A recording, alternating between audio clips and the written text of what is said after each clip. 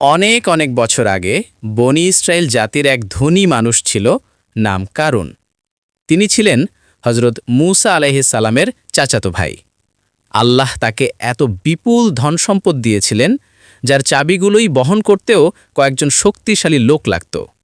কিন্তু সময়ের সাথে সাথে কারুনের মনে জন্ম নিল অহংকার ও গর্ব। সে বলতো, এই সম্পদ আমি নিজের জ্ঞান আর পরিশ্রমে অর্জন করেছি। সে গরিবদের দিকে ফিরেও তাকাত না।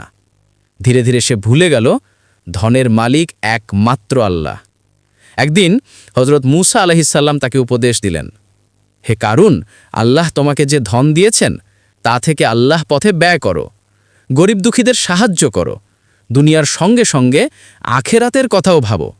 কিন্তু কারুন অহংকার ভরে বলল, আমি আমার জ্ঞানের কারণে এই সম্পদ পেয়েছি, এতে আল্লাহর কোনো দান নেই। একদিন কারুন রাজকীয় পোশাক পরে সোনার অলংকারের সেজে বাইরে বের হল। তার চারপাশে লোকজন তাকিয়ে রইল বিস্ময়ে। কেউ বলল, হায়, যদি আমরা কারুনের মতো ধনী হতাম। আবার কেউ বলল, ধৈর্য ধরো, আল্লাহ ধৈর্যশীলদের উত্তম প্রতিদান দেবেন। কারুনের অহংকার এখানেই থামেনি। সে হজরত মূসা আলাইহিস সালামের বিরুদ্ধে মানুষকে উস্কে দিল, এমনকি তার উপর মিথ্যা অভিযোগ আনল, যাতে মানুষ মূসা আলাইহিস সালামের উপর থেকে বিশ্বাস হারায়। কিন্তু আল্লাহ সব জানেন, সব দেখেন। অবশেষে একদিন যখন কারুন তার ধন সম্পদ নিয়ে মানুষের সামনে বের হল, তখন আল্লাহর হুকুমে পৃথিবী ফেটে গেল।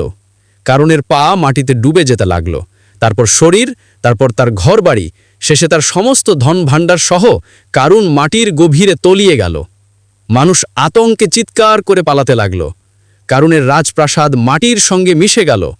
পরদিন যারা কারুনের সম্পদ দেখে হিংসা করেছিল, তারা বলল, আলহামদুলিল্লাহ, যদি আমরা কারুনের মতো হতাম, আজ আমরাও ধ্বংস হয়ে যেতাম।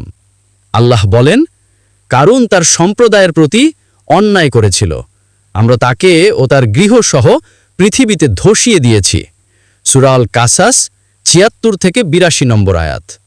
হে মানুষ, মনে রেখো, অহংকার সব সময় ধ্বংস ডেকে আনে।